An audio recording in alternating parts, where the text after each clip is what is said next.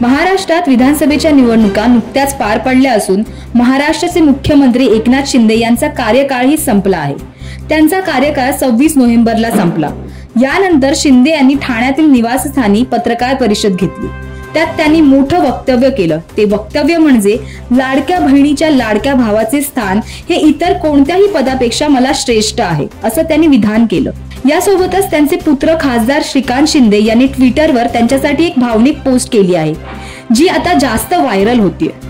खासदार श्रीकांत शिंदे यांची पोस्ट अत्यंत भावनिक आहे। पोस्ट मध्ये त्यांनी असं म्हटलंय की मला माझे वडील एकनाथ शिंदे यांचा अभिमान आहे। याशिवाय त्यांचे जनतेशी असलेले नाते अतूट आहे। त्यांनी समाजातील सर्वांची सेवा करून प्रेम, विश्वास आणि प्रशंसा मिळवली। तसेच ते स्वतःला सीएम म्हणजे कॉमन मॅन समजतात। त्यांनी वर्षा बंगल्याचे दरवाजे लोककल्याणासाठी खुले ठेवले आणि लोकसेवेचा नवा इतिहास रचला। त्यानंतर ते लिहितात की कारकिर्दीच्या शिखरावर असतानाही त्यांची नम्रता आणि कामाची नीती दिसून येते। सत्ता आणि पद अनेकदा वैयक्तिक जीवनावर वर्चस्व गाजवतात। यातून भल्याभल्यांना लोभ दिसून येतो, पण एकनाथ शिंदे याला अपवाद ठरले आहेत।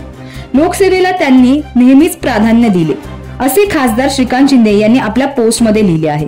गेल्या काही दिवसांपासून एकनाथ शिंदे मोठ्या चर्चेचा विषय ठरले आहेत। मुख्यमंत्री पदासाठी नाव अद्यापही गुलदस्त्यात आहे।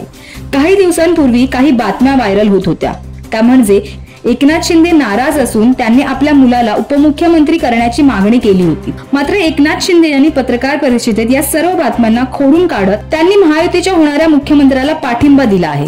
श्रीकांत शिंदे यांच्या या पोस्ट बद्दल तुम्हाला काय वाटते ते कमेंट करून जरूर कळवा आणि अशाच नवनवीन घडामोडींसाठी पाहत रहा MB लाईव्ह मराठी।